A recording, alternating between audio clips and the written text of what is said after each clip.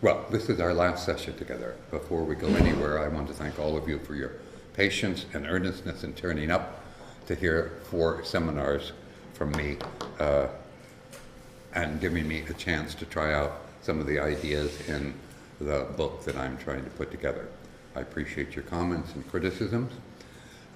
We're going to focus today, the last session, on basically 2 questions. One, we'll spend about the first hour on this, has to do with how is it that we achieve, at least in American law, this seemingly impressive feature of a false conviction rate of approximately 3%. Okay? And the second set of questions is going to be on a very different issue. Basically, it's a matter of asking whether the law, as we should understand it, is a religion or a science, whether it's dogmatic or empirical. Okay, you know what line I'm going to take, but what you haven't heard or what are the criticisms that I have of those people who think that the law can be and should be an a priori institution in which we invest as much faith as pious Christians or Jews or Muslims do in their religious beliefs, with as little evidence for the law as most religious people have for their religious convictions. Should law be a matter of faith? Should we believe judges when they tell us that they don't make mistakes, that the system corrects them if they do? It seems to me that's wrong-headed, but that's for the second hour. What I want to do is to pick up on where we dropped off last time and direct your attention to the fact that what produces this pattern in American law of a very low rate of false convictions, at least by my lights, 3% is a very low rate of errors. We're impressed by medical research when the error rate is 5%, right? We think that's really doing well. Part of the explanation for why there are relatively few false convictions is that the standard of proof, ambiguous though it is, undoubtedly shoves the distribution of errors in the direction of the defendant, right? We've already seen in American law that there are far, far more false acquittals, 88,000 per year with respect to violent crime, compared to false convictions. There are 11,000 of those in the United States with respect to violent crimes. So there are 8 times as many false acquittals as there are false convictions. More importantly than the number is that the harm resulting from those false convictions and false acquittals, if we take into account some very conservative estimates about recidivism rates, is that by virtue of having in place a legal system that only falsely convicts 3% that only has 3% of its convictions as false, right? Apart from having that standard of proof, it is also true in the American system that there are a number of factors, those are the ones I'll be talking about for the first hour, that increase implicitly the standard of proof, not by altering the standard of proof, but by doing what the standard of proof was designed to do, namely shifting errors in the direction of protecting the defendant. Okay? There are a number of things that I call burden enhancers that have exactly the same effect as the standard of proof does. Namely, they alter the distribution of errors in favor of the defendant, whether the defendant is guilty or innocent.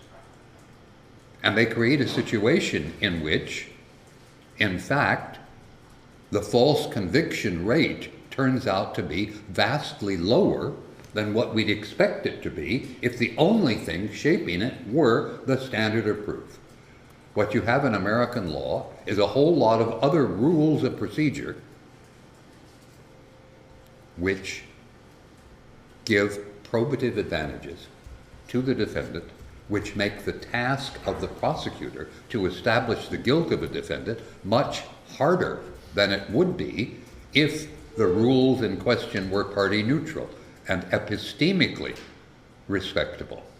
I want to just run through some of those rules with you and show you how dramatically they can alter the impact of all this. But before we go there, I want to start out by telling you, unfortunately this is probably too small for you to read back there, right?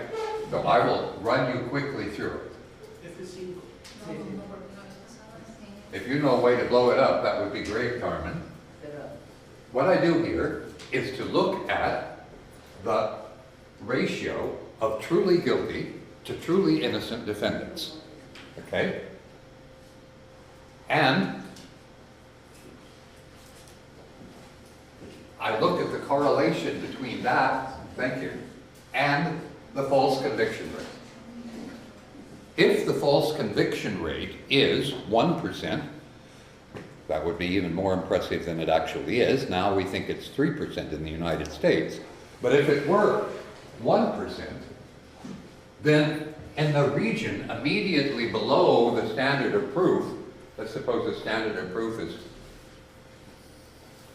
somewhere like about here.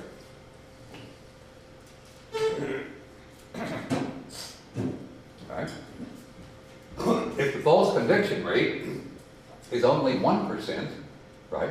What that means is that in the region to the right of the standard of proof, the ratio of truly guilty to truly innocent people is 99 to 1. That's obvious, right? That's what a 1% false conviction rate means. That among the people who were convicted, 1% of them were innocent and 99% of them were truly guilty. Okay? Working your way down, if you have a false conviction rate of 2%, right, then the ratio of truly guilty to truly innocent is going to be approximately 50 to 1. If you go to 3%, that's what we think the false conviction rate is in the United States. You get to a situation where you have 32 guilty people on the right-hand side of this standard of proof to 1 innocent person on the right-hand side of this standard of proof. Right? That, again, is pretty obvious if you do the elementary arithmetic. If you have a false conviction rate of 5%, then you're talking about a ratio of truly guilty to truly innocent of 20 to 1. With a standard of proof of the sort that lots of people think is the pattern, that's what Blackstone's ratio seems to suggest, right?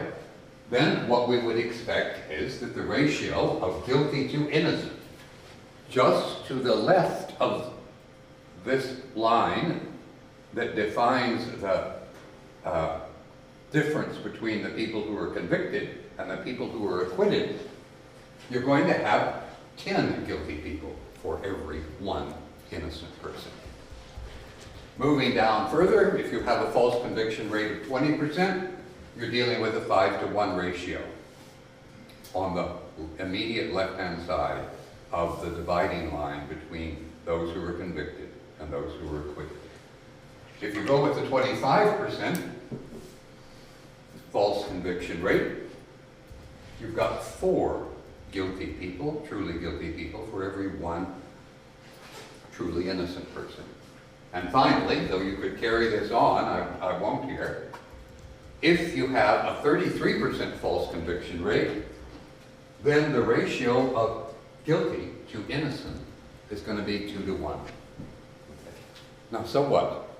Well, why this matters is that if you have a very low false positive rate, whether it's 1%, 2%, 3%, any of those, what I'm about to say will apply to. It guarantees that you will be falsely acquitting a huge number of people who fall to the left-hand side of the line that delineates the people who are going to be convicted from the people who are not going to be convicted. Right?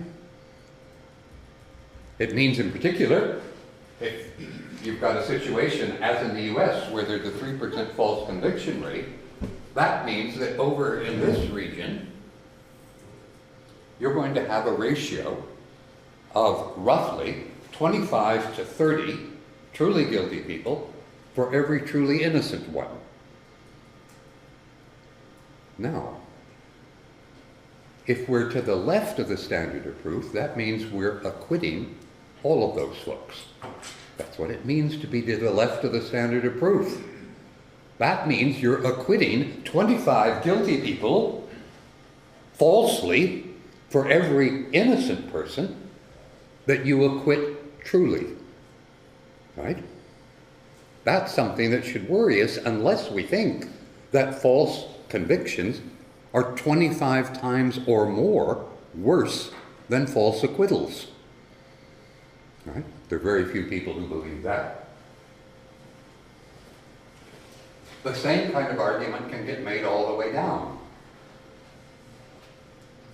In terms of the recidivism figures that I was telling you about over the last couple of sessions, we have reason to think that the respective costs or harms or victimizations of a false conviction and a false acquittal are approximately 2 to 1. Specifically, the figures that I worked out and the data that I talked to you about was that the cost of a false negative is 1.2 victims, and that the cost of a false positive is 2.2 victims. You'll remember going through that material. That, let's approximate, that means that a false conviction is approximately twice as costly as a false acquittal, a false negative. Okay? If that's true, then what we should be aiming to get is a false positive rate that produces a ratio of 2 to 1. That is to say, a false acquittal rate, false conviction rate of somewhere around 33%. Anything higher than that, and you are going to be creating more victims than is necessary or desirable. Because the number of victims produced in aggregate between the false conviction and the false acquittal will be minimized when the ratio of guilty to innocent corresponds to our beliefs about the respective costs of those two errors. Okay? This is really very simple if you think about it. You can play around with the numbers. If it's really true that a false conviction is roughly twice as costly as a false acquittal, then the ideal world in which to live is one in which there are twice as many false acquittals as there are false convictions. But if you live in a world, as those of us who come from the States do, where there are approximately 32 people who are guilty for every person who is innocent, including people on the acquittal side in this band, right? Then what we're doing is acquitting, we are acquitting far more people who are genuinely guilty than anybody's view about the respective costs of the two errors is. All right? That gets things started. We can move. Go ahead. I just don't get it how the two numbers are related, frankly. Why you claim that if we do something to the number of false acquittals, that has an impact on the false convictions. They seem to me possibly dependent if they have the same cause, but that's an assumption. You know, they don't need to be. Whereas Well, they, you really of be in that course, magical thing. But how is that? I mean, like, think of the pregnancy test. You know, a pregnancy test can be very bad in the sense that it produces many false positives. Right. And it says a lot of times, yes, you're pregnant, but actually Right. you're not. But never saying ever, you know, it's possible, I don't know whether it's possible empirically, but I suppose it's possible to imagine it, that you never say that you're not pregnant if you are pregnant. You see what I'm saying? no, I don't. Okay. So, two outcomes possible from a pregnancy test, right? Pregnant, non-pregnant. Now, they can be both wrong in general. Correct. There is a rate of error. Right. But it's possible that for a single pregnancy test, it makes much more mistake in the in the positive side, so that it says to a lot of women that take the test that they're pregnant when they're actually not pregnant. Right. While never doing that for the non-pregnant part. And it never says to a non-pregnant woman that it's actually pregnant. So that could be true also for the trial. No, sorry, it can't. Think about it this way. There is really no dispute, I don't know anybody who disputes the claim I'm about to make, namely that if the false conviction rate is 3%, the way we get that figure is by dividing the number of convictions by the number of true convictions. And that gives us 97%.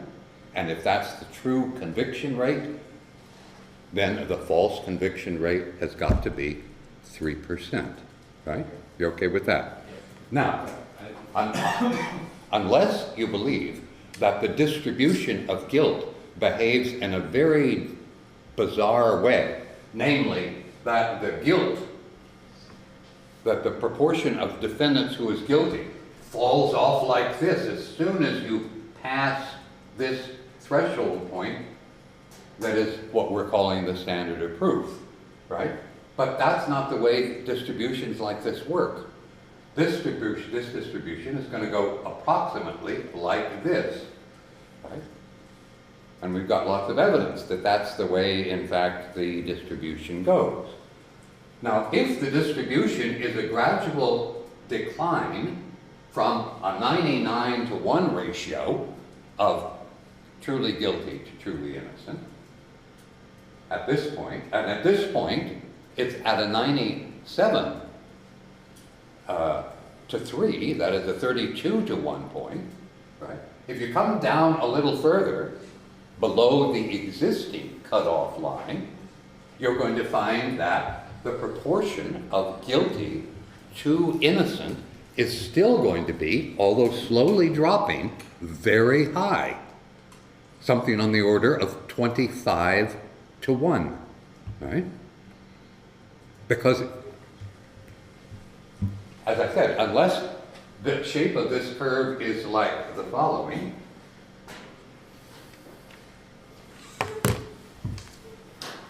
here's the guilty, right?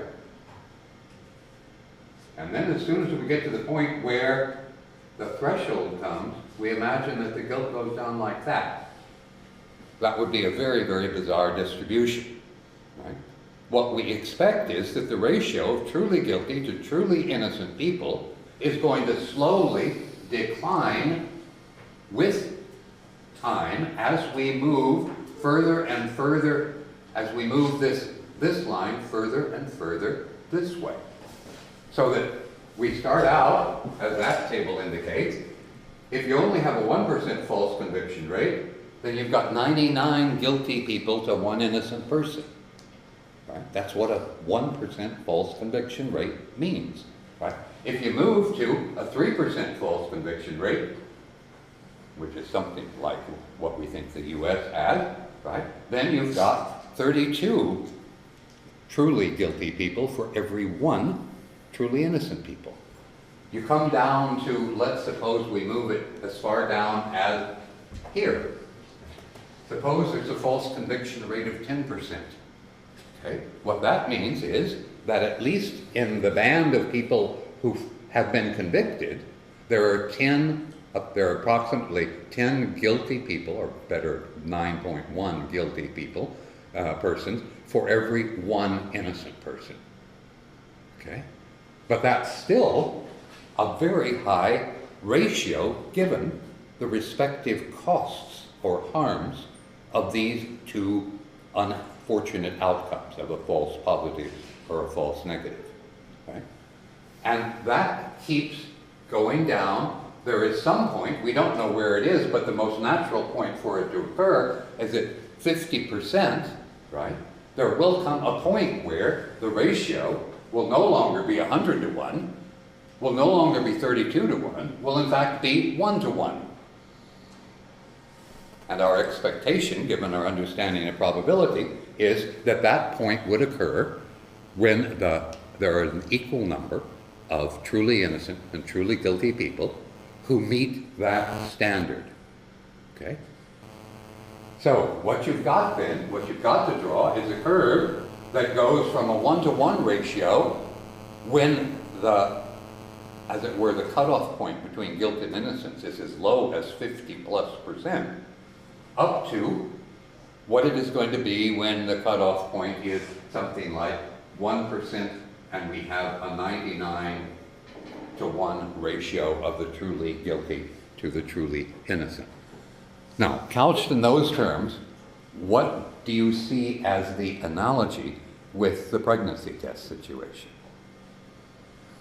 Well, that you want a pregnancy test that minimizes both false positive and false negative. That does what? That minimizes both false positives and false negatives. And that doesn't necessarily say that if you improve the false positives part or the false negatives part, that you lower the ability of the test to tell you the other. So if I improve the ratio of false positives, that is that I lower them, that won't tell me anything about the ratio of false negatives, or whether I'm improving the false negatives or not. I mean, my intuition about the pregnancy test is that, but I never did pregnancy test, of course, I'm not very expert. So, but the two things are independent, or might be. They may not be, but they might be independent. Well, they're not independent. The normal way in which a pregnancy test is designed, as I understand it, is that a pregnancy test is given, right? If it goes in one direction, then it leads to a positive diagnosis. This woman is indeed pregnant. And it's possible to determine what the error rate of that is. At the same time, the test, the self-same test, we don't have to give a different test, may reveal a negative result, okay? In which case there will be a certain false negative rate associated with that test, okay? Now, that's like just what we're talking about here, namely that the test occurs when we ask, has this person's guilt met the threshold that we define, right? If the answer is yes, then we convict him. If the answer is no, we acquit him, right? That's what we're trying to do. And we get the one wrong only 3% of the time, and we get the other one wrong about 38% of the time. We don't expect that the false negative and the false positive result in any case are going to be, as it were, independent of one another if it's one and the same test, right? But I urge you, as I said, leave the pregnancy result aside for a minute, unless you believe it plausible that apparent guilt falls off dramatically as soon as we go below the threshold for conviction. Then what you've got to do is to say that the natural thing is that the higher the standard of proof, or the higher the rules that determine whether somebody's convicted are, right, the more unlikely it is that innocent people are going to be in abundant numbers over here. If we have a standard of proof that's very, very high, right, by definition we mean we're going to be convicting only a small proportion of people falsely. Yeah? However, as that threshold gets less and less, as we move to the left, we're going to say, instead of having a ratio of 100 truly guilty to every one truly innocent person, eventually we're going to get to having a ratio of equal numbers of truly guilty and truly innocent who meet the criterion that we're talking about. Right? And how do you get from here to there without having a curve that looks approximately like the one I have just penciled in here? And if it looks anything like that, what it's telling us is that immediately to the left of the threshold, wherever we put the threshold, right, whether it's 5%, 10%, 20% errors, we're going to find that just to the left of that threshold, there will be a ratio of truly guilty to truly innocent that is only slightly lower than the figure cited over here.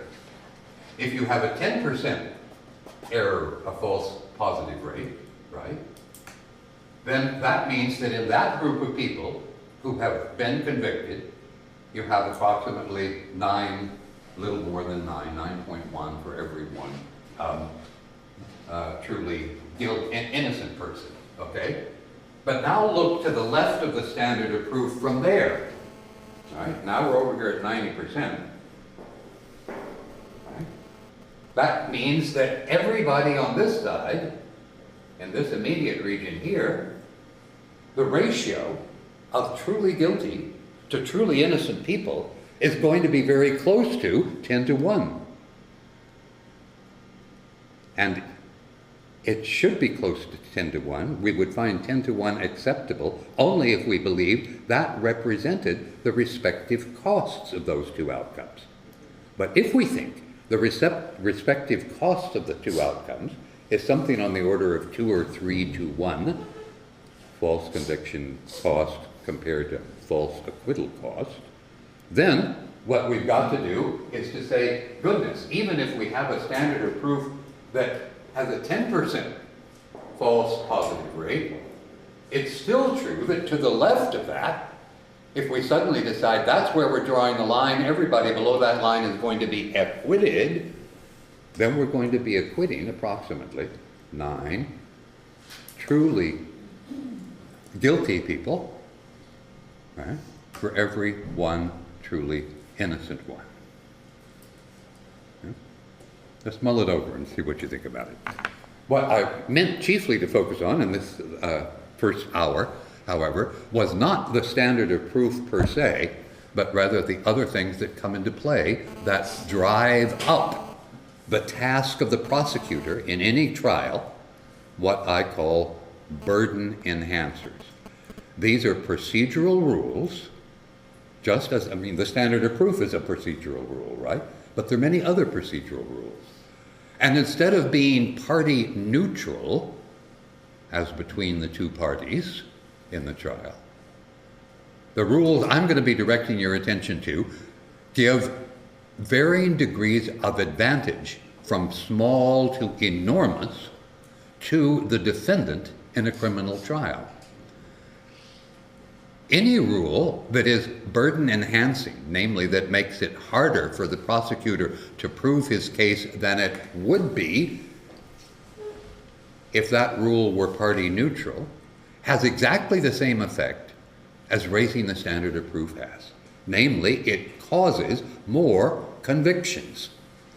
Sorry, it causes less convictions if it's burden reducing. All right? But it will, by virtue of causing fewer convictions or allowing fewer convictions, it will produce far more false acquittals than you would expect the standard of proof to do. So, let's look at some examples of those. I mentioned in passing the other day, probably none of you had the time to think about it, if you could think of examples from your own country's Código Procesal that seem to give an asymmetric advantage to the defendant as opposed to the prosecutor.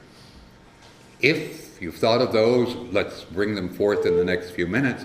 I will focus on American law that, as far as I can see, is bloated.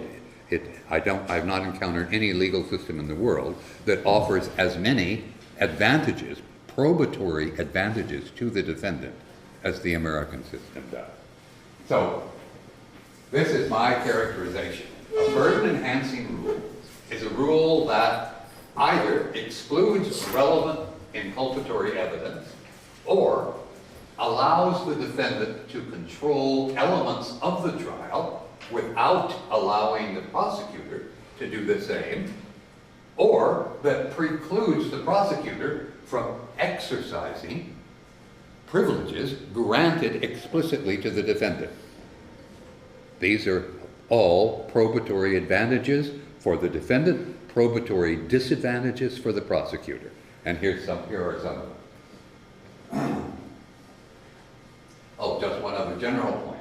Every burden-enhancing rule, every one, and I'm going to be talking about 31 of them for God's sake, decreases the likelihood of a conviction of the defendant, thereby reducing the number of false convictions and increasing the number of false acquittals relative to what would have happened if the rules were neutral as between the parties and if they were driven by concerns of trying to find out the truth about the crime in question.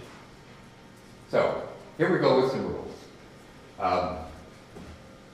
These are just references to the case that established the rule. You don't want to know about those. Exclusion of relevant evidence directly obtained from the defendant by the police without a warrant or probable cause. That evidence, no matter how relevant, no matter how pertinent, no matter how inculpatory, is excluded.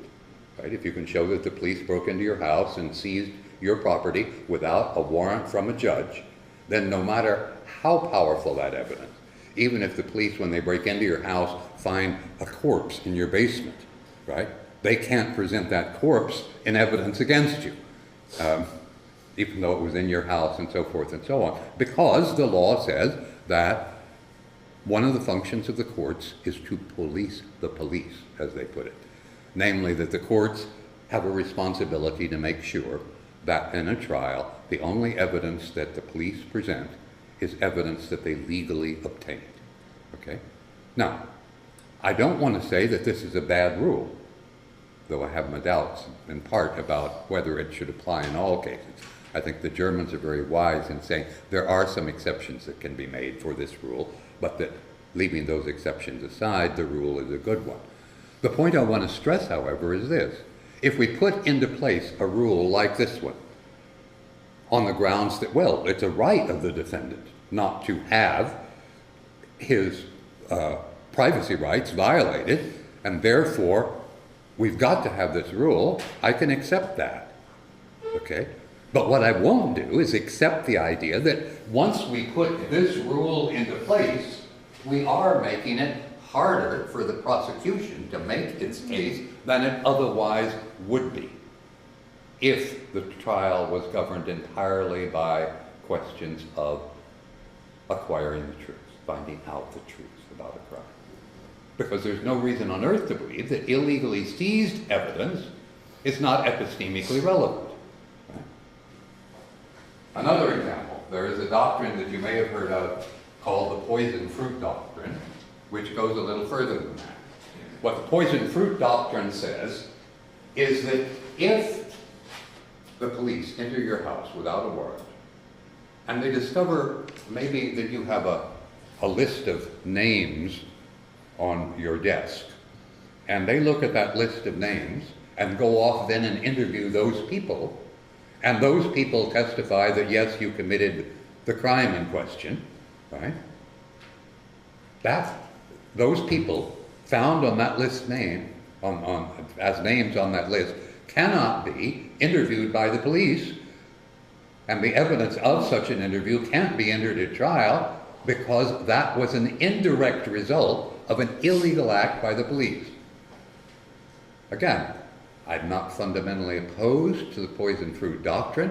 What I do want to say is that if we put that doctrine into place, as has happened in the United States, we are thereby guaranteeing that there will be fewer convictions than there would be if that rule were not in place, and that many of those convictions that are lost would be true convictions that get turned into false acquittals.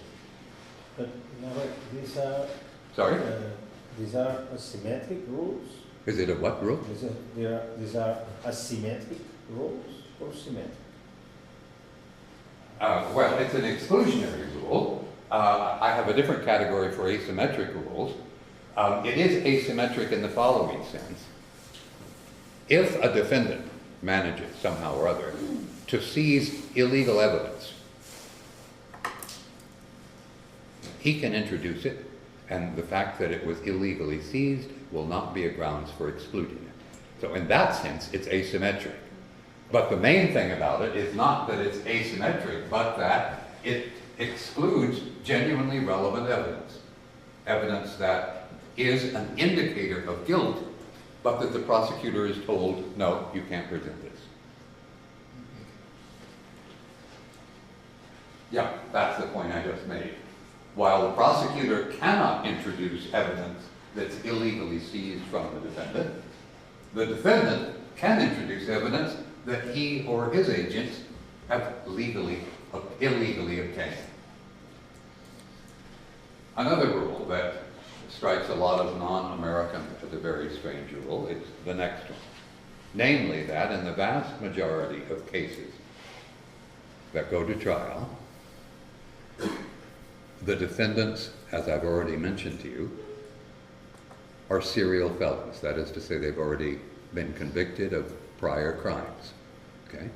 However, in the vast majority of cases, that prior crimes evidence will not be admitted. So the jury cannot be told, in general, that Smith, who's on trial here for rape, has already been convicted of 2 rapes of other women on other occasions. Now, most people would say that that evidence that's being excluded, the evidence of prior bad acts, has a relevance. And indeed, even the court admits it has relevance because in 10% of the cases, the court will admit prior crimes evidence, but in the other 90%, they won't. Okay? And then there's another clause there that you may puzzle over. Only an Anglo-Saxon would formulate the rule this way. If the defendant testifies in his behalf, right, then half the time his prior crimes will be admitted as legitimate evidence. The other half, they'll be excluded. Why the big difference between a 10% admission rate and a 50%? Well, the argument is that prior crimes evidence can be introduced as evidence if the defendant testifies that he's lying. But it can't be produced as evidence that he probably committed the crime. If you can make sense of that one, I would really be grateful for it. Almost nobody in America who thinks about these things believes there's any sense to this at all. Then there's the wonderful rule, the FRE stands for Federal Rules of Evidence 403, which has an interesting place in the Código Procesal. It comes right after what I think is the single most important rule in the whole of the rules of evidence and procedure, namely the rule of relevance. What the rule of relevance says is that if the evidence is relevant, where that is understood as either raising or lowering the likelihood of guilt of the defendant, then it is to be admitted. 3 cheers, that's a wonderful rule as far as I'm concerned. That should be practically enough to conduct a trial. But the Rule 403, immediately after this rule saying all relevant evidence is to be admitted, right? We're told that if the evidence is unfairly prejudicial against the defendant, it can be excluded. Not only it can be, it has to be excluded. So whenever the prosecution tries to bring to bear any evidence whatever of the defendant's guilt, it is open to the defense counsel to argue that this evidence is unfairly prejudicial. And if the judge agrees that it's unfairly prejudicial, the evidence is not, the jury never sees it. It's excluded. Now, the notion of unfairly prejudicial is a very, very delicate and difficult one to understand. Of course, evidence, if it's the evidence introduced by the prosecutor, is going to be prejudicial. That's what inculpatory evidence is, right? It creates a ground for believing that the defendant perpetrated the crime. All the weight is put on the unfairly prejudicial bit. There have been, forgive me for talking like an empiricist, but that's what I am, there have been no studies ever done on what kinds of evidence is prejudicial and what kind of evidence is not. And what's the degree of prejudicialness? Instead, poor trial judges are left with making a decision that they have no direct data or information on. They have to decide, am I going to let this piece of evidence be seen by the jury? It was legally obtained, it's relevant, but maybe its inflammatory character is greater than its relevance. And so we have to protect the defendant from this kind of thing.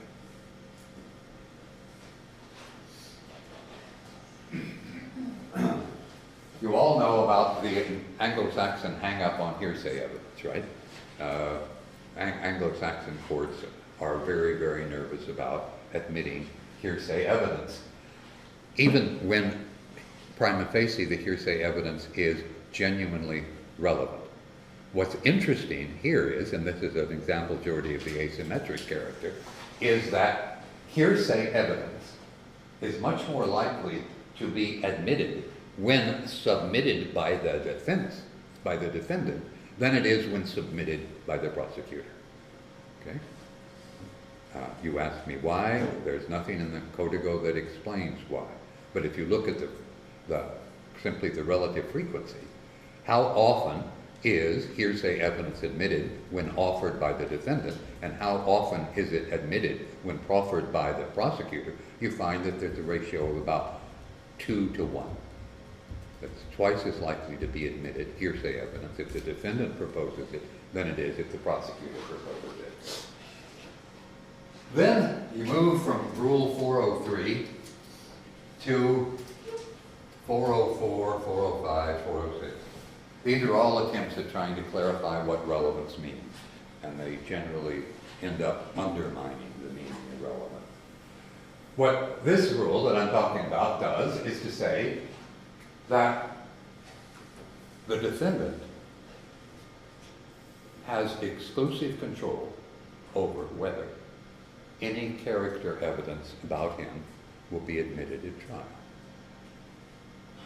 If the defendant says to the judge at the beginning of the trial, or his counsel, we don't want any character evidence here, that settles it. No character evidence can be given against the defendant. It can't be pointed out his prior bad acts, his bad reputation. It can't be pointed out that he's lied before, and so forth and so on. If, on the other hand, the defendant wants to produce some evidence of his good character, then it is in his control to say, okay, we're going to introduce character evidence in this trial.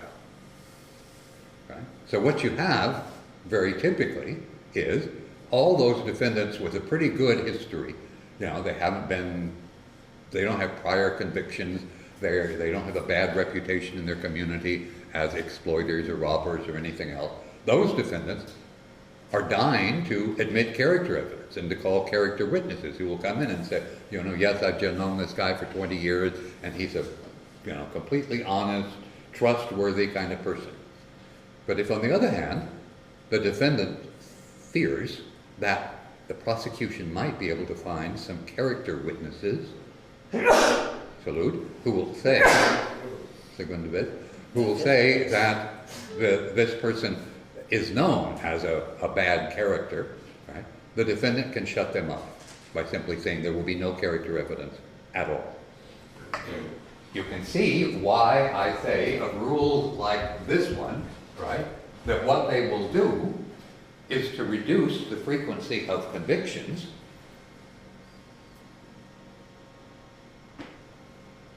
while increasing the frequency of false acquittals. They make a false acquittal more likely. You know about the Miranda rights. You've seen enough Hollywood movies to know that that is the statement the police have to make upon arresting someone, telling them that he has the right to an attorney, that he doesn't have to say anything to the police. Okay? Now, if a defendant is arrested and either by mistake or by design, his arresting officers forget to read him his Miranda rights, they're driving to the station with him in the car, they're going to interrogate him at the station. If he says, while he's sitting in the back of the car, well, I did this, if he confesses, then that confession cannot be used, cannot be admitted into evidence, even though he made it under no pressure, under circumstances where he was not threatened or intimidated. If you can say that being under arrest means you're not threatened or intimidated. And even if other evidence emerges that corroborates the defendant's confession to the police, but without having been read his Miranda rights, even if it's corroborated by other evidence in the case, it cannot be read out to the jury.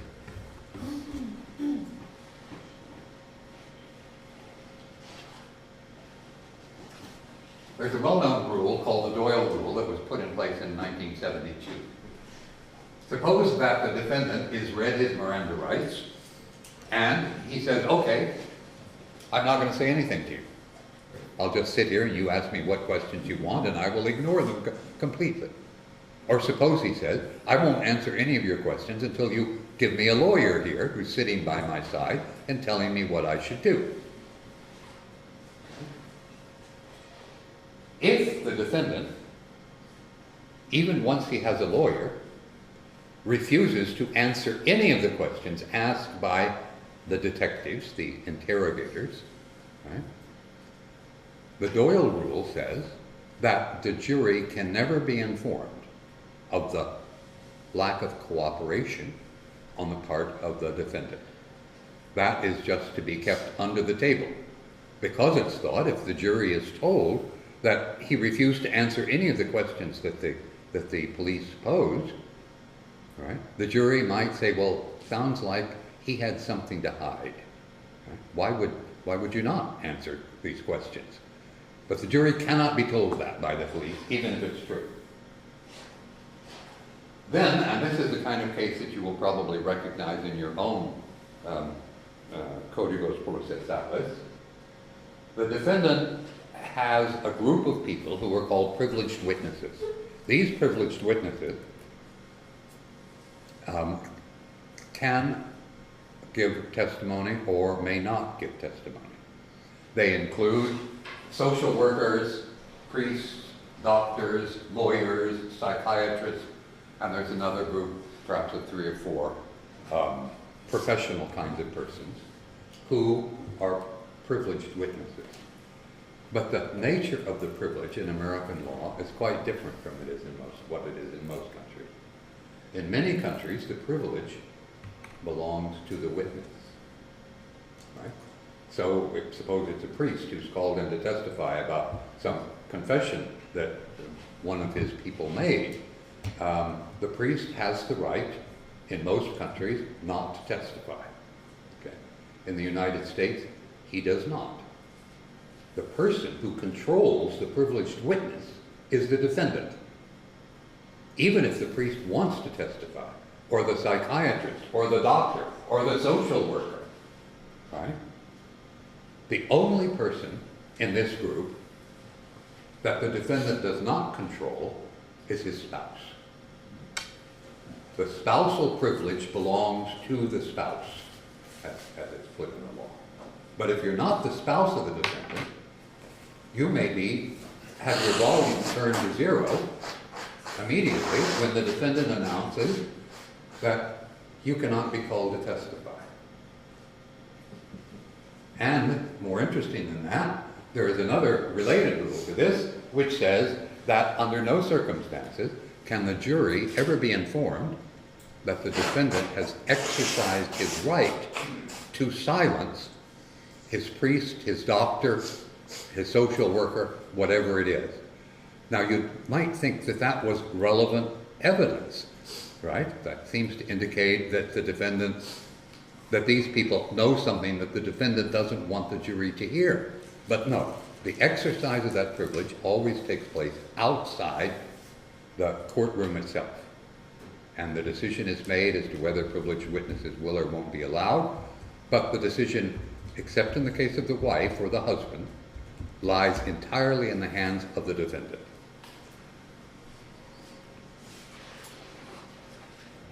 This is not universally true, but in most jurisdictions in the United States, right, the prosecutor cannot introduce any evidence of the defendant's blood type unless the defendant voluntarily agreed to the taking of the sample. So if blood is found at the scene of the crime, right, that is not the blood of the victim, but is suspected to be the blood of the perpetrator of the crime, right, a blood test can be run on that. But what can't be done is for that to be compared with the blood test of the defendant unless the defendant agrees that he is going to produce some blood for his blood test. Well, obviously, the vast majority of defendants are extremely reluctant to allow the state to take blood samples of them. And of course, it's understandable. Their lawyers are telling them, particularly if they're guilty, if they're involved in the crime, for God's sakes, don't let the state take a blood sample. The state can take your fingerprints, right? But they can't take either your DNA or your blood type and use that against you, unless you volunteer to donate that blood. This is a curious rule. Suppose that a defendant has been arrested by the police. The police read the defendant his Miranda rights, so the arrest was perfectly legitimate. However, the state, the prosecutor, is not allowed to introduce this voluntary confession that the defendant gave to the police, right, unless there is significant independent evidence of the truth of the confession. Not of the truth that the defendant gave it to the police, but of the truth of the content of the profession, of the confession. Right? So if you give a confession to the police with no pressure put on you after you've been read your rights, right, the only time that confession can be introduced into trial is if the state has independent evidence that corroborates the content of the confession that you gave.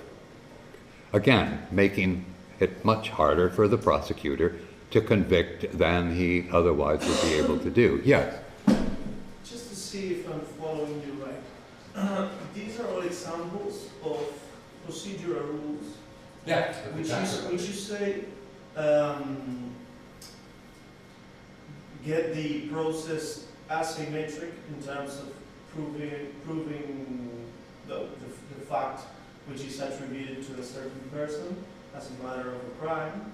But I think that you are presenting them as rules which exclude things that otherwise would be epistemically beneficious yes. to the things that would be epistemically relevant. Yeah, and I'm not quite sure of that. For example, I can understand that the rule that has just gone by, the one related to the blood tests, right, would be excluded besides the epistemic worth of these kind of blood tests.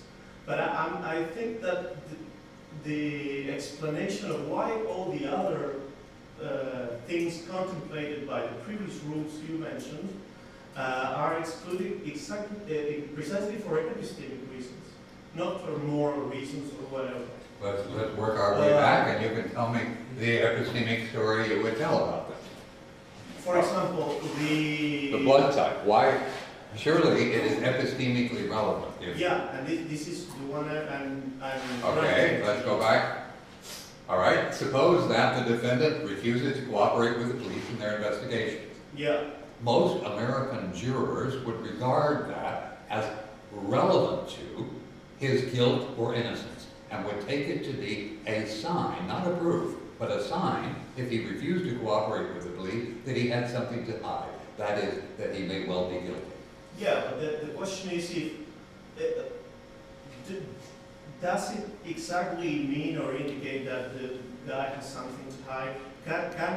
Don't we exclude this kind of thing because we fear that the police might exert pressure on you in order to get you to confess something that you didn't do? Actually, this is an epistemic reason. It's not just moral.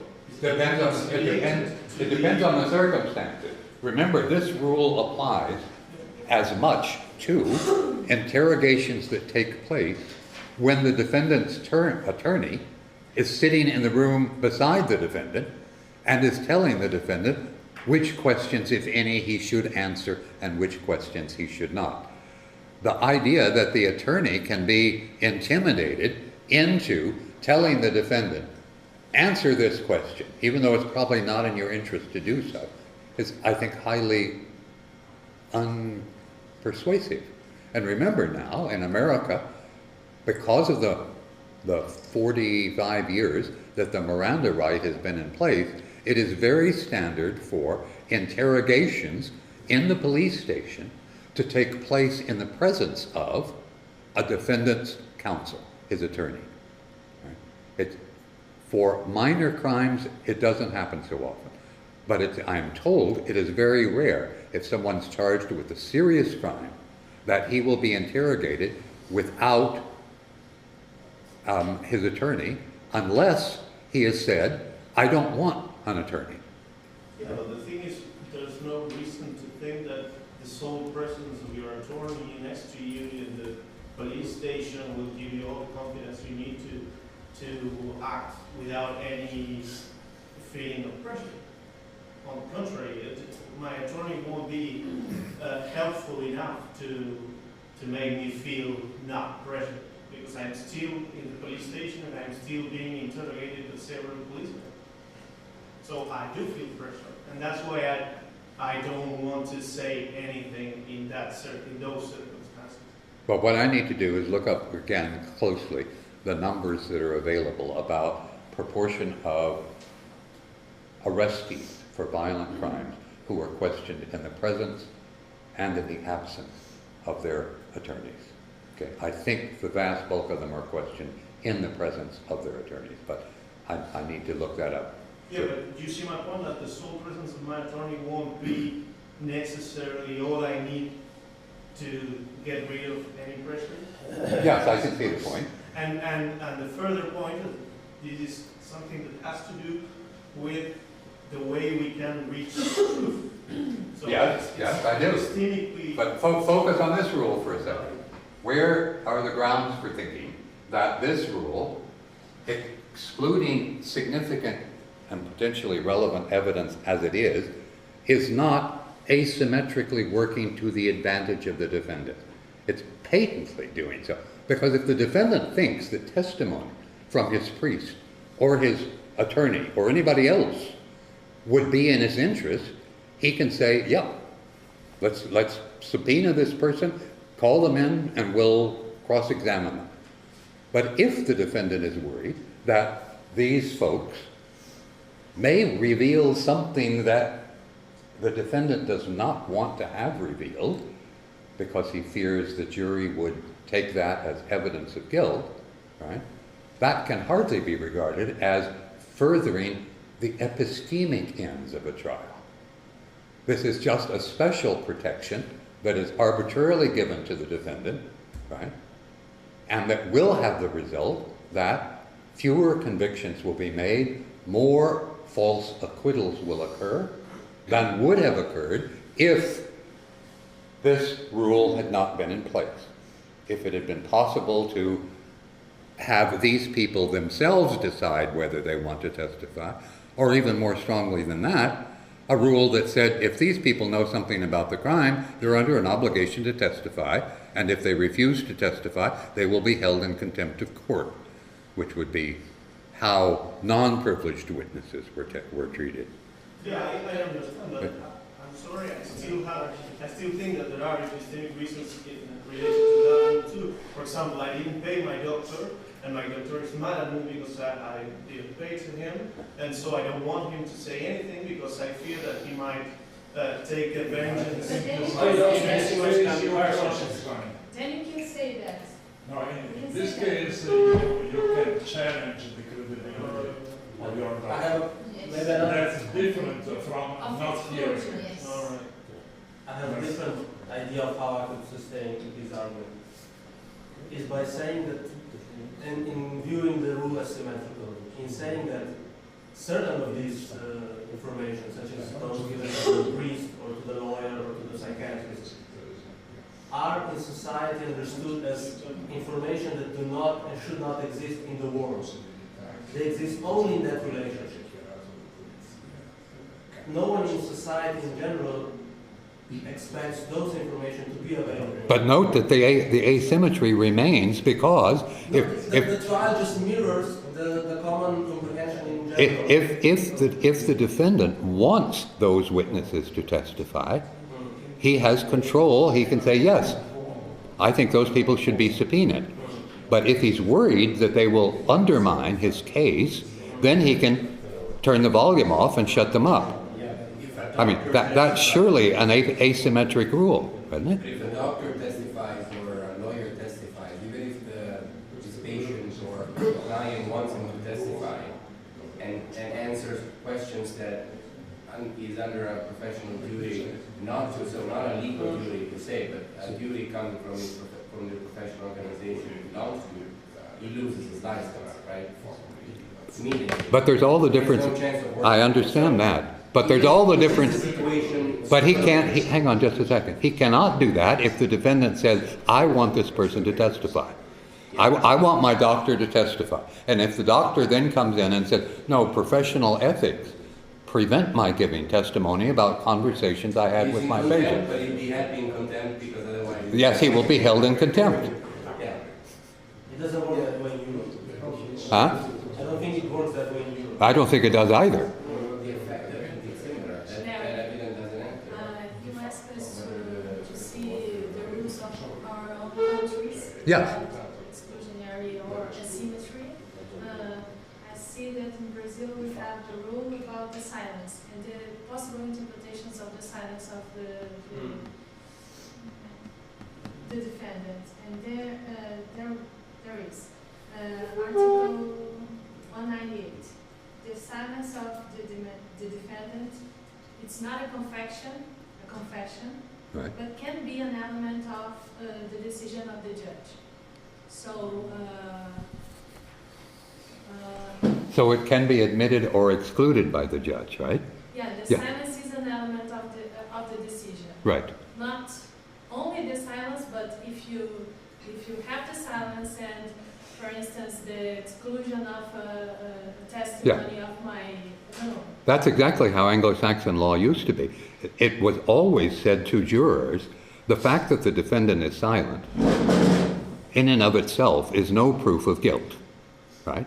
But before these new silence rules came in, it was also a standard instruction to the judge that if you are confronted by a case in which you believe from the other evidence you've seen that the defendant at least knows something about the crime, then his failure to give testimony could be a pertinent factor in your decision about whether to acquit him or convict him. Yeah, Michele. I have the impression that many of the, if not all, many of the rules American systems are the effect of the jury trial, because they are intended to avoid illegitimate influences by the jurors. That's the difference, because the professional judge is supposed to be able to avoid those errors. Yeah. While the jury may make erroneous inferences by all of this, the science. Right. For instance, just the example of the Rule 403, unfairly prejudicial evidence. Mm-hmm.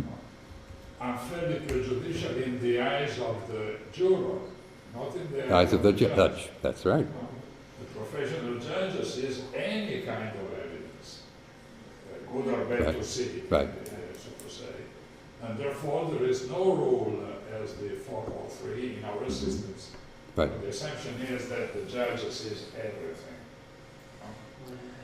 Every relevant evidence can be seen without such problem. I think Miguel is absolutely right that a lot of the rules of evidence and procedure in the US, Canada, England, Wales, etc., are driven by a concern that jurors cannot be wholly trusted to make the right inferences from the evidence that they see. And that gives an epistemic reference, right? No, because note how asymmetric these rules are turning out to be. It's not the case that there is any rule that leads the judge to say, I'm going to exclude evidence because it might be prejudicial against the conviction of the defendant, right? Whereas it might undermine the effort to convict the defendant. Whereas judges will routinely say, I'm going to exclude evidence because it might contribute to the conviction of a defendant, more so than it should. That's the unfair prejudice idea. Okay? Yes, the dumb people in the jury will not understand it because they're epistemically dumb. So we create rules that are for epistemically dumb people. That's an epistemic. But I mean, not all. The privilege thing seems to me not an epistemic justification. A justification good enough, but not an epistemic ground. Yeah. But most others are. Not dumb, but prejudicial. And I think we should be looking also at rules of jury selection, because they could be asymmetrical in favor or against the defendant. we will talk about those. It's further down the list. Okay? Yes. I have two questions. One is about the standard for the plea bargaining. The standard for what? The standard of proof for the plea bargaining Okay. is exactly the same in the plea bargaining than in the trial. It's not standard. It's an There- agreement. So there is no standard of proof. There is no official standard of proof. That is the first Right, question. right. The second question is, most of the rules that you have shown are Trial rules. in the trial. Correct. So, both the standard of proof that you have criticized Right. previously and the rules that you are criticizing now are both applicable in trials, Yes. but not in plea bargainings, which are the most Common. yes, the more amount of guilty people, the biggest amount Yes. of guilty people comes from plea bargaining. So Yeah. is it still a good projection, the one that you did about the ratio of guilty people and false positive and false negative? I initially had the same thought that you did, namely that since roughly 90% of the convictions for violent crimes occur as a result of plea bargains, Yeah. or the prosecutor simply dropping the charges, and only about 10% of the cases go to trial, that these rules of trial govern a very small subset of the disposition of cases. Okay? Whenever I put that question, to my procedural law friends who know a lot more about the details of American procedural law than I do, their response is, no, don't be crazy. Because, and here is the argument they make, both parties that enter into a plea bargain discussion are very familiar with the existing rules of trial. They know what evidence is likely to be admitted if there were to be a trial, and what evidence is not likely to be admitted. And it's in virtue of their knowing that they adopt the bargaining positions that they do. More than that, however, and this may be something that is widely known around this table or not, in general, plea bargains don't occur 5 minutes after the defendant is arrested. There is what is called a preliminary hearing. This is not a trial. What it is a judicial hearing that says to both parties, I, the judge, want to know what evidence you intend to present in this trial. And I will then tell you which of it is admissible and which of it is inadmissible. Because in many cases, it's a very close question whether a certain piece of evidence will or won't be admitted. If a prosecutor discovers that the judge in the case in question is in fact refusing to admit various pieces of evidence that he, the prosecutor, thinks are the basis of his proof of guilt, then of course, in the plea bargain, he's going to be much more willing to make an undemanding deal than he will if he discovers that the judge said, yes, everything that you wanted to introduce, Mr. Prosecutor, is admissible, and when the trial goes ahead, the jury, if it goes ahead, the jury will see this evidence. There, the prosecutor can be in a much different bargaining position because he knows he, the prosecutor, wants the defendant to accept a plea bargain. But the question is, how weak do the conditions have to be? If he knows that the judge has approved a lot of powerful inculpatory evidence against the defendant, the prosecutor knows he can strike a very hard bargain with the defendant. If, on the other hand, a lot of his evidence has been excluded, he has relatively little bargaining power, right? Because the defendant already knows that significant parts of the evidence, if it goes to trial, will be excluded.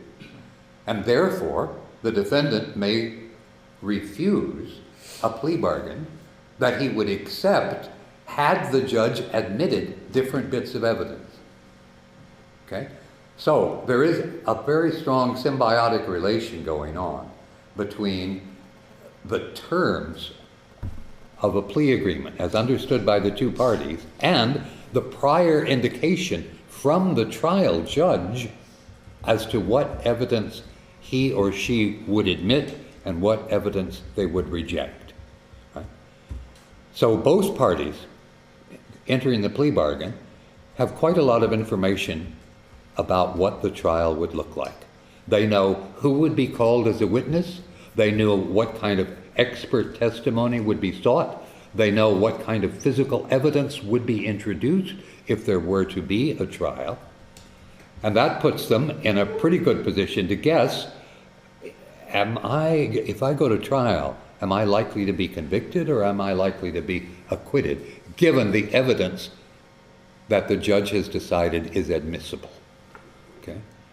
So these colleagues of mine, as I said, who are much more competent in procedural law than I am, tell me that even though most cases are settled outside of court in plea bargains, that their guesses about what would be the outcome if this went to trial are heavily shaped by the bargaining positions that they take during the plea bargain.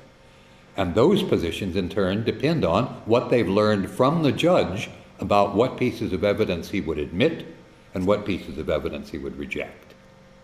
Okay? Let's assume that you can predict. I mean, that all parties, all defendants can predict and understand what the judge is trying to do or will do in the same way. Well, not so much the defendant as his defense counsel. Okay, but Yeah. if your counsel is not very good, then we want... Why do you say that? Well, because there is variation in abilities in lawyers, definitely. There is a distribution, and clearly not everyone is a superstar. Forgive me, if you have a series of trials, a series of 100 convictions, and only 3 of them turn out to be of innocence, that suggests to me that the defense counsel are doing an incredibly impressive job of keeping the conviction rate, the false conviction rate, very low, aren't they? Well, I don't know. I mean... Sure you do. 3% is a low conviction rate. Well, it depends on other systems. Clearly, it's not the best. I mean, perhaps other systems have a lower conviction rate. But anyway, this is a little bit off topic, but it's on the topic of plea bargaining. So how can you do the numbers, false convictions and false acquittals with the plea bargaining? Because technically, what ends up in plea bargaining is all false. In the sense that... What ends up in plea bargaining is what? It's false. I mean, the result is an agreement among 2 parties who Yeah. admit, something, but not all, and get something, but not everything they want. That's right. So, an acquittal, if there is a complete acquittal, but I would presume that there isn't any complete acquittal after plea bargaining. In plea bargaining, it's called dropping of charges. Yes. Okay, so if there is a conviction, it's a false conviction in some sense, or it could. I mean, Why? It depends on the bargain. Yes, but Because if the prosecutor has a strong case, strong case means that he charges for Yeah. higher crimes than the one he knows occurred, Yeah. with the aim of concluding with the correct Yeah. conviction. Whenever I talk, I am Yeah. asking for Yeah. 1,000 in order to get 100. Salud. And 100 is the real sum. Thank you, Michele, for making that So point. you have a There's real- There's a related point here that I think I mentioned in the first seminar. the number of false convictions is false convictions after trial. No, It's false convictions, trial plus. it's more pertinent than that. If you look at the several thousand exonerations that have taken place in the United States, okay? An exoneration is a determination that so-and-so was innocent, right? Who had been convicted and has been sent to jail, right? And if you ask, well, how often do exonerations occur as a result of a trial, and how often do exonerations occur as a result of plea bargains? Because that will tell you something about the respective error rates of convictions by trial and convictions by plea bargain. What the existing data show is that the false conviction rate by trials is about 3.1%,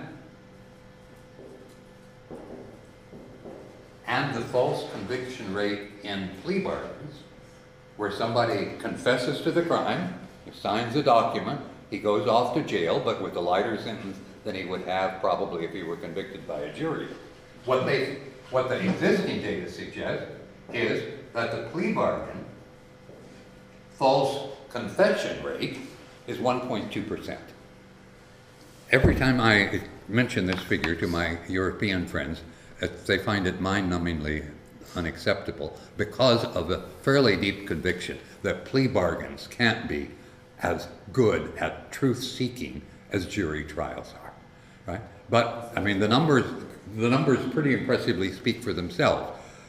A false conviction is about twice as likely to occur, a little more than twice as likely to occur, in a trial by jury than it is in a plea bargain struck between the defense counsel and the prosecutor. Those are numbers at exoneration hearings. After exoneration, I mean... Yes, right. So how many times after a plea bargaining is asked for an exoneration, and how many times after a trial? My bad intuition, I have no idea, is that many more times after a trial than after a plea bargaining. No, No? no. No, it's something like, remember, there are Because about 90% of cases are settled by plea bargaining, and the other 10% by trial. Okay? Given that, about 60% of the cases in which exonerations occur Okay. are found to be in, no, I'm getting this wrong. In the case of a plea bargaining, right, a fair number of those are considered by Innocence Project.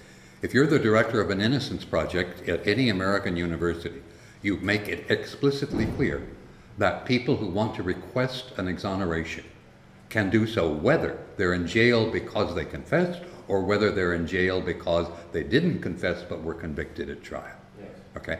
Now, it turns out that a smaller proportion of people who have a plea bargain ask for an exoneration, and the reason for that is something that Michele was talking about a minute ago. Namely, in the case of a plea bargain, almost always the sentence that you're going to get is significantly less than the sentence that you're going to get if you were convicted in a trial by jury. So if you accept a plea bargain, even for a murder charge, you may get 3 years in prison, okay? Now, after a little while in prison, you ask for an exoneration hearing. Well, the pace at which these kinds of activities go on, you probably realize that you're not going to get the results of the exoneration hearing until after you've already been released from jail. So Right. that explains why, that could explain, I don't know, we need to see the numbers, but that could explain why only 1.2% of convictions at plea bargaining turn out to be false, whereas 3.1 after trial. How would That meaning that it's not that plea bargaining it's better at finding out what happened, which is not its purpose, yeah. but that simply people are less interested in changing or whatever. Modifying a very short sentence. Yes. Yes. They take it and live.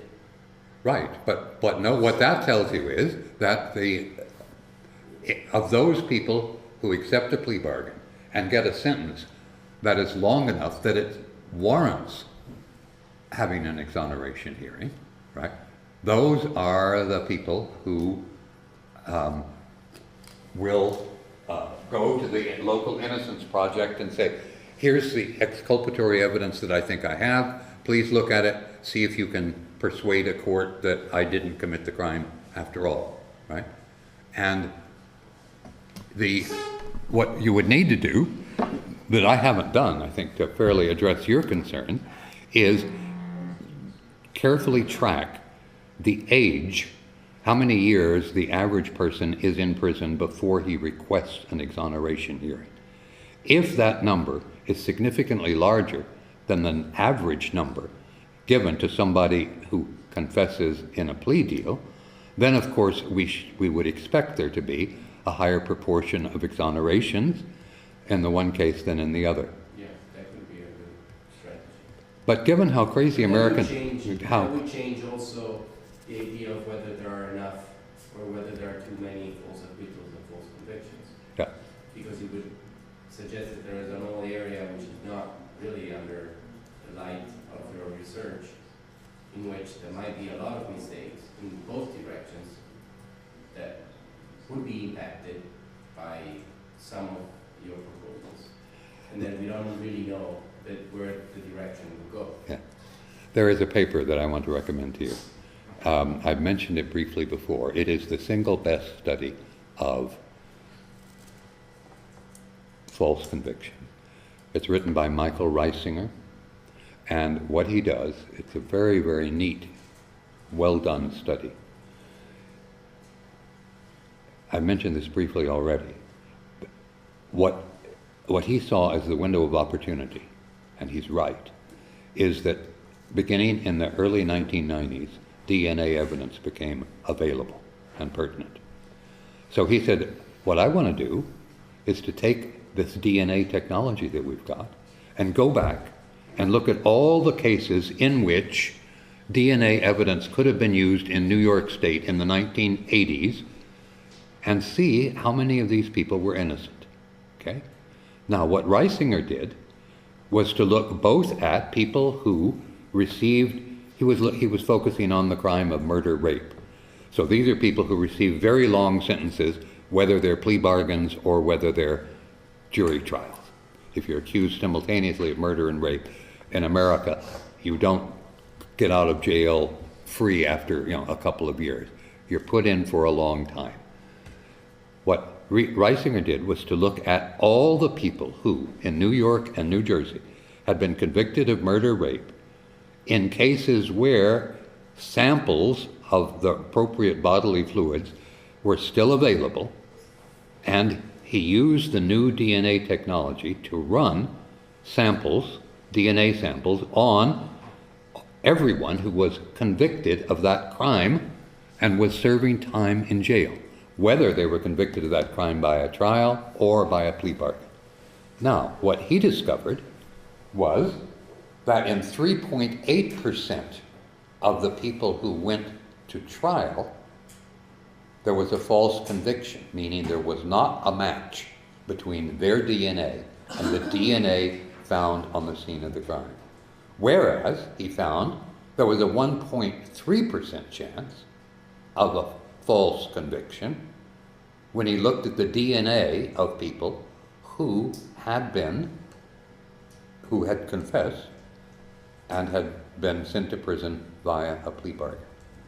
And he himself, this is not my reading of Reisinger's analysis, he is surprised by and struck by the fact that a much smaller proportion, because he was looking at everyone who'd been convicted of this crime over a period of 10 years in quite a big jurisdiction, the state of New York and the state of New Jersey, and whether they'd been convicted by a plea bargain or convicted by trial by jury. And what he reports is that there is a lower frequency of error, that is false conviction error, in the plea bargain group than there is in the trial by jury group. And now you can say, well, okay, that tells us something about murder-rape crimes. Maybe we shouldn't generalize to other crimes, but one has to be reluctant about doing that. But if you're looking for a pretty thorough study of one particular crime that focused both on people who were in jail because of confessions or people who were in jail because of convictions via jury, he does, and the figures he turns up make it look as if plea bargain confessions have a higher degree of reliability than jury verdicts do, at least where conviction is concerned. And time is moving on, folks. Real quick, I'm afraid we're not going to have much time to decide whether the law is a religion or a science. There are loads and loads of these rules. I will just run through them very, very quickly. The jury is told it can't draw any adverse inferences from the defendant's silence, even though through most of American history that was regarded as the norm. Then for some more asymmetries that favor the defendant. This is a very striking and obvious one. Namely that if an acquittal occurs in a trial, it cannot be appealed, no matter how egregious the errors are that occurred in the trial that led to the conviction. Whereas convictions are routinely appealed. If you're talking about serious crime, in more than 90% of the cases, there's an appeal of the verdict, the guilty verdict. Right? But what you have here is a situation where the errors, even the procedural errors that have been made, cannot be corrected. Because in American law, and until very recently in English law, the English have finally seen the wisdom of changing it. In American law, an acquittal is definitive. No matter whether new evidence emerges after the trial that's highly inculpatory, that can't become a reason for taking somebody to trial. But if you've been convicted and exculpatory evidence develops, then you can submit an appeal and ask for an exoneration. That's pretty patently an asymmetry in the way the system works.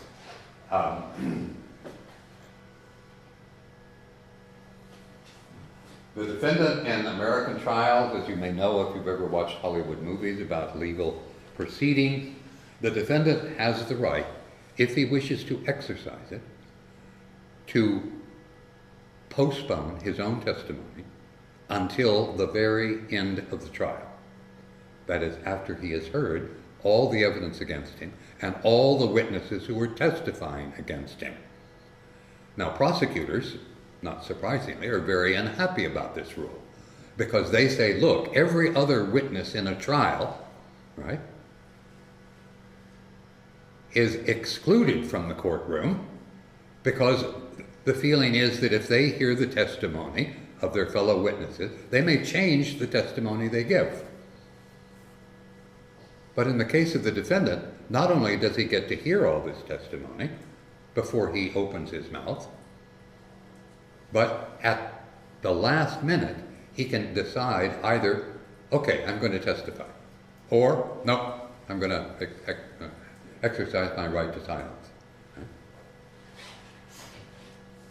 That does not serve any epistemic purposes whatsoever. Why not? Why not, Leo? Why not? Yeah, because if I am Well, for the same reason that I just mentioned. I can have another or alternative explanation for all the facts that the testimonies gave to the judge. So I have an alternative, another hypothesis about every and each testimony.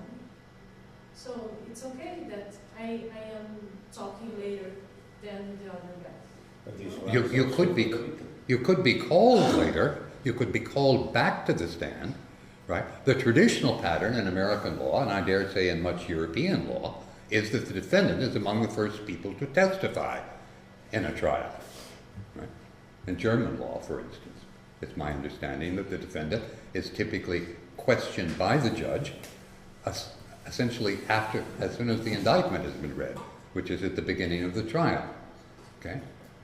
Now, we have this rule, I don't know whether Spain does or not, but that if you're going to testify at a trial, the way of keeping your testimony epistemically pure is by making sure that you don't hear other people's testimony. So if you're a witness in a particular case and you want to come in and watch the trial, no, you can't do it. If you're down as a witness, you are not allowed into the courtroom until you are called to testify. After you've testified, then you can sit there and watch the trial.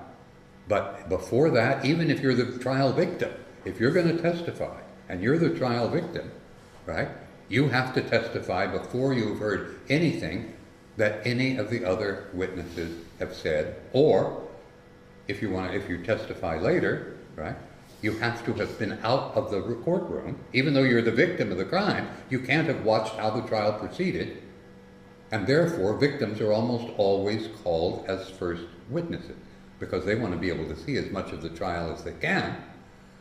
But that means, of course, that if you compare their testimony, the testimony of the witness, the victim witness, with the testimony of the defendant, right, it's going to be much more likely that the testimony of the witness victim can be undermined by subsequent testimony in the trial, whereas in the case of the defendant, right, he will have heard and seen all of the witnesses, all of the evidence, and can shape his testimony as nearly as it's possible for him to do so, so as to be compatible with the hypothesis of innocence. Right? That's not, it seems to me, the way anybody who is designing a trial aimed principally at getting at the truth would construct it, namely to give the person who's charged with all these crimes the right to shape his story in the light of all the evidence that's been presented. Michele. Well, we have to distinguish two things, because in our proceedings, the defendant has the right to speak at the end of the trial, Right. but he is not a witness. He speaks in his own defense. That is not a testimony.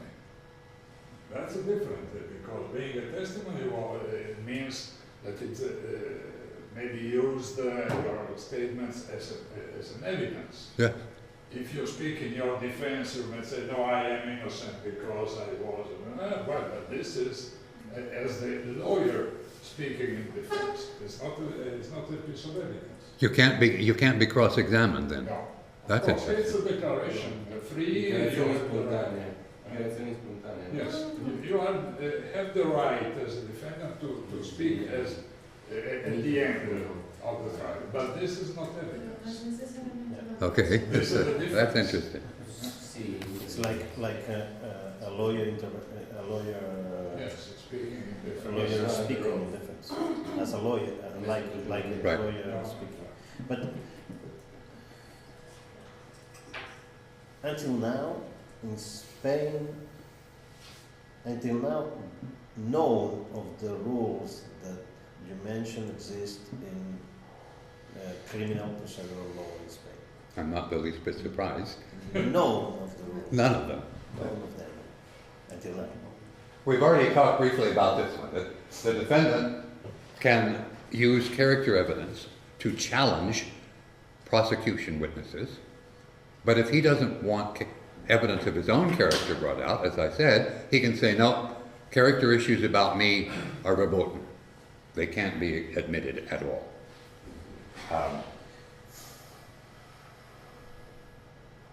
The prosecution is required by law to share exculpatory evidence with the defendant prior to the trial.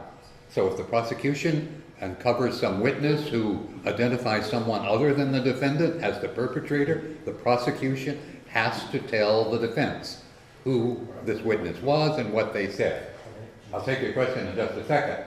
Whereas the defendant is not required to share any inculpatory evidence that he may have about his guilt. So the prosecution has to make the defense case easier if possible, but the defendant is under no obligation to make the prosecution's case easier if possible. And real quick, we can skip that one. This is one I wanted to talk briefly about. I don't know whether the debate about how lineups are conducted has reached Western Europe or not. Do people here know and talk about the distinction between sequential and simultaneous lineups? No? Yeah. Carmen's saying yes. Yeah, we talked about this the first session. Yeah. Yeah. Yeah. So we count as your. Okay, so what has recently happened in the United States is that the courts have decided that in the interest, they're explicit about this, in the interest of reducing false convictions, they want to put in place a new way of how to get eyewitness identification in a lineup. And here is the relevant data on that one.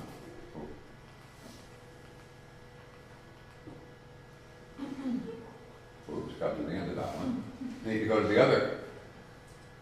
There is a better graph than the one I drew there of the ratio of guilty to innocent people as one moves across the line of probability of apparent guilt. How can I activate that other file, Carmen? Any idea? Could I meanwhile say something?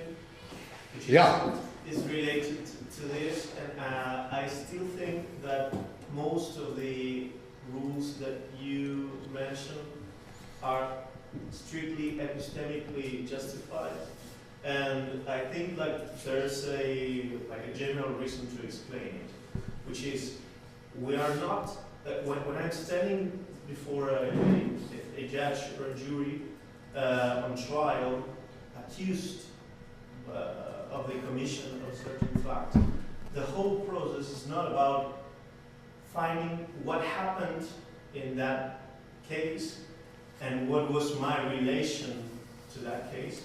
But the more concrete question of whether I did what they say I did, the prosecution says I did, or I didn't.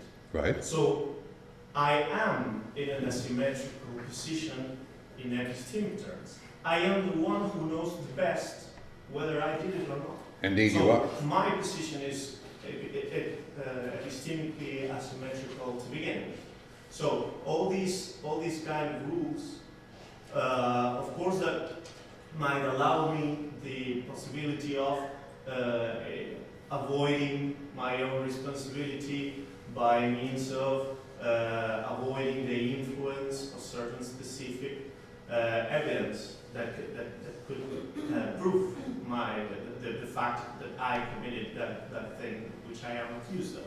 But the thing is that they also have the potential or the virtuality of allowing me to, let's say, take away all other, I don't know, hints or clues that might indicate falsely that I am the one who committed them.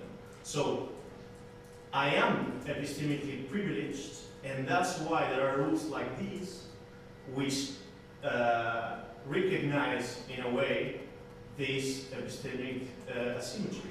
And that's why I have a power which the prosecutor does not, for example, to use the example of the last rule you mentioned. But that's because I know better than the prosecutor if I did the fact that I'm accused of or not.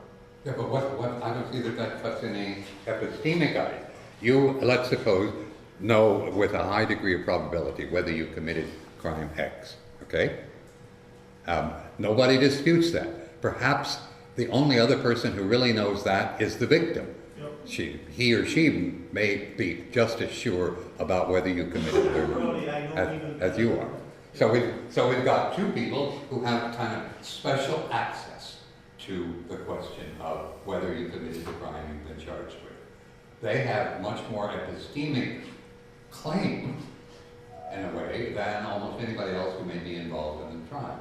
But when we talk about epistemology as being the guide to determining what evidence should and shouldn't be admitted, we're not talking about the epistemic situation of either the victim or the perpetrator.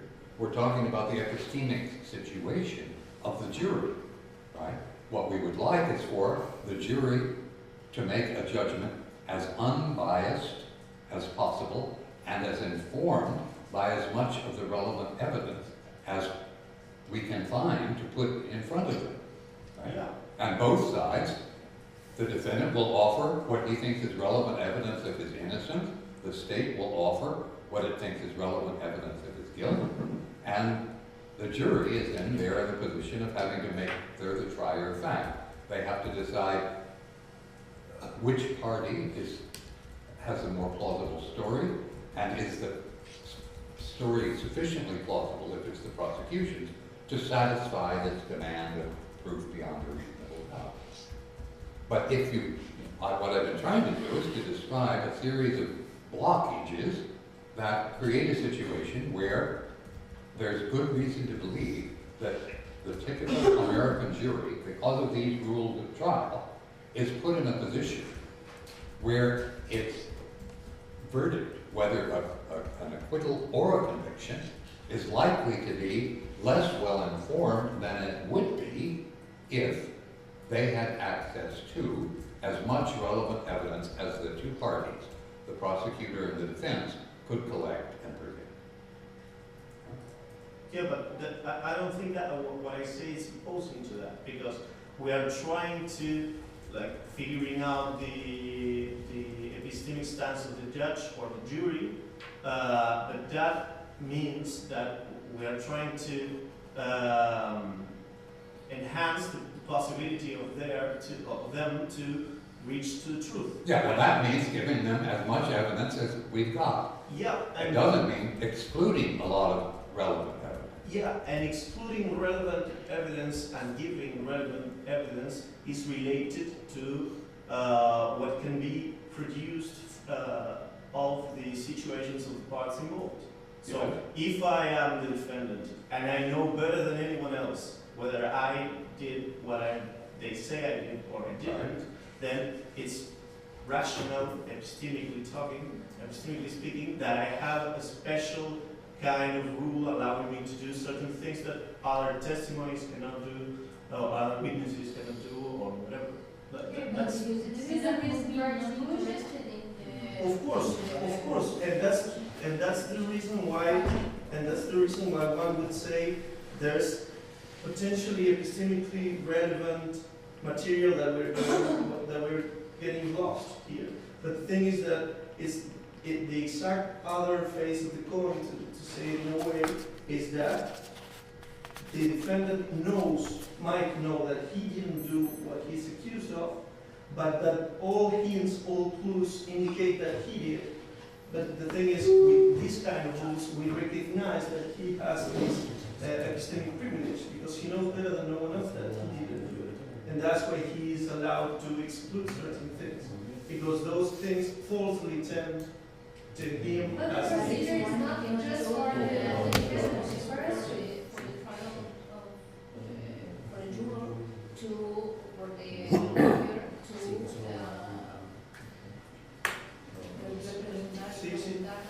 No, I know that was related with one of these rules in particular. You're right, and privilege, sir. Yeah.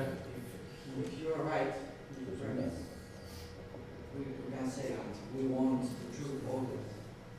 We have to secure, we have to push over the accused in order to, let's say, what we want. And we never have given the Jordi, I'll take about 5 minutes more. And then because if he is the one who knows, we need all information from him. And that rules as well to exclude the information. No, but the thing is, of course, you do want to. Quedan 5 minutos, dejamos que termine por su último día y así, ¿ok? Y después volvemos a seguir. one last point I want to make. In fact, we won't get around to the religion or science issue, and we won't get to do some Dworkin bashing, but you can probably imagine what I'd be inclined to say where Dworkin's views are concerned. The last example I want to mention is one that's intriguing, not least because it's one of the few rules of procedure in the United States that was introduced ostensibly on empirical grounds.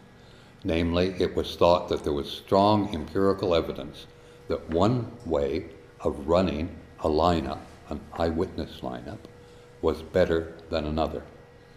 And so, in various legislatures, in various courts across America, you've seen the majority of states have given up the old-fashioned simultaneous lineup where you had 6 people against the wall and a victim or a witness came in and was asked if any of these people are the one you saw committing the crime. That's been replaced in most jurisdictions by what's called the sequential lineup. And there you have the witness sitting in a chair and 6 different people, seriatim, are brought in and stand before the witness.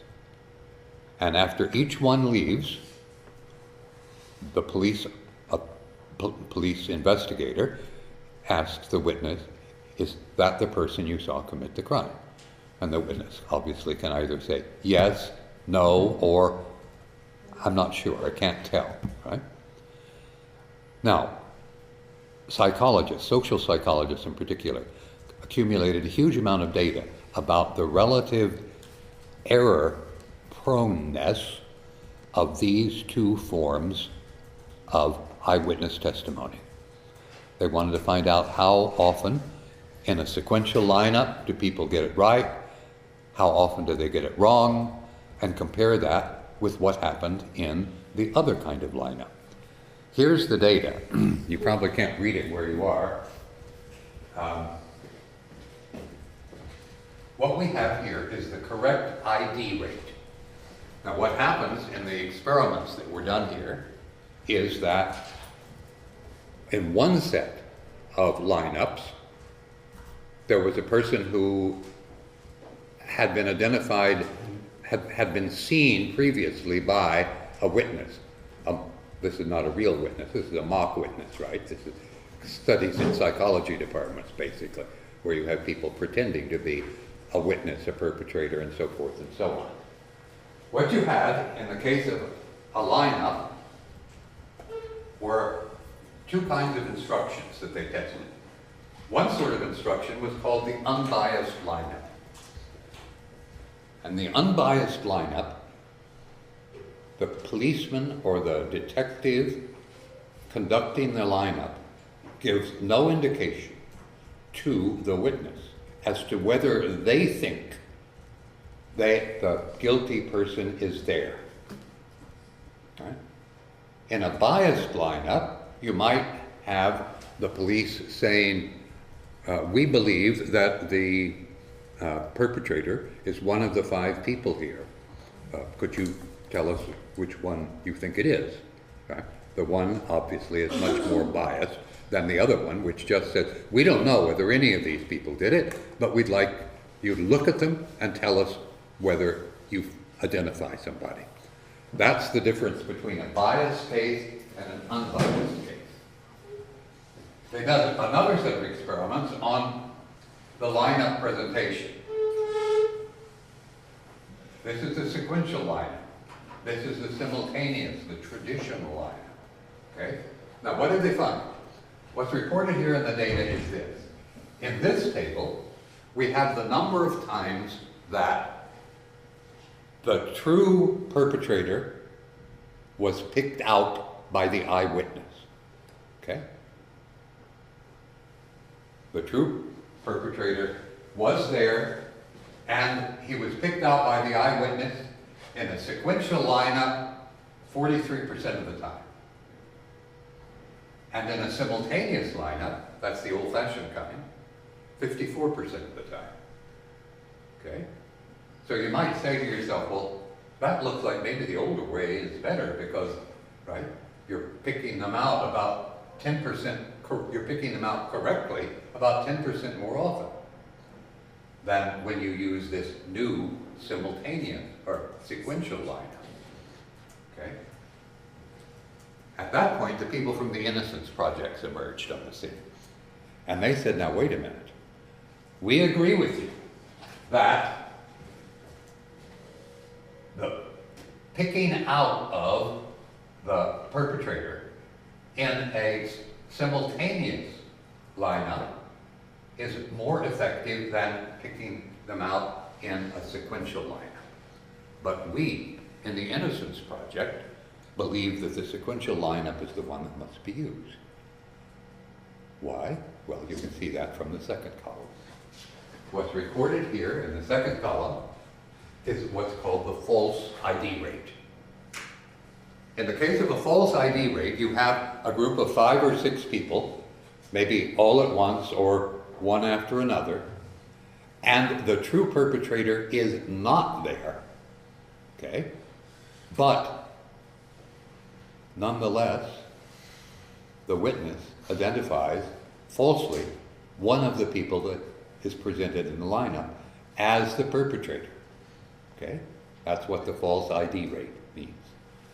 And what the people in the Innocence Project said was, look, if you look at a simultaneous lineup, that's the old-fashioned one, you find that 15% of the time, the witness falsely identifies somebody as the perpetrator. Now, people from the Innocence Project don't like that result, of course, because that leads, in all likelihood, to someone who was not the perpetrator being convicted, because, you know, a witness will say, I saw the defendant, right? But 15% of the time, right, they pick out somebody as the perpetrator who was not the perpetrator. On the other hand, in the case of a sequential lineup, they make that mistake the false identification only 9% of the time, which means that there will be fewer false convictions using a sequential lineup than using a simultaneous one. But note, there will also be far more false acquittals if you go with the sequential lineup instead of the simultaneous lineup. So a debate went on in American circles that sort of broke down between the defense bar and the prosecution community. The prosecutors said, no, we don't want to change. What we see is evidence that the old way of running a lineup is more likely, in a higher percentage of cases, to lead to true verdicts than will this new method that you've talked about. And the Innocent Project replies, we agree with you that the old method is more likely to get more verdicts right, but it has a consequence that it will lead to more false convictions than the new method that we're advocating. So, different jurisdictions went different ways. Some of them said, okay, we're interested in keeping errors under control, so we're going to keep the old method because it made fewer errors overall. Whereas in many jurisdictions, especially the northeast states of the United States, they said, no, we've got to abandon the old simultaneous lineup and go with the new one, even though we acknowledge it makes more mistakes. But what it does do is to make fewer mistakes of false conviction. And they were utterly indifferent to the fact that it made far more mistakes of false acquittals than did the old system. So, let me cut it off there. Thank you again, all of you, for coming. Maybe on my next visit to Girona, supposing there to be one, we can actually start grinding our teeth and seeing what we can make of the garantistas and the, how would you put it, the Dworkins of the world, I guess you would say. But thank you all.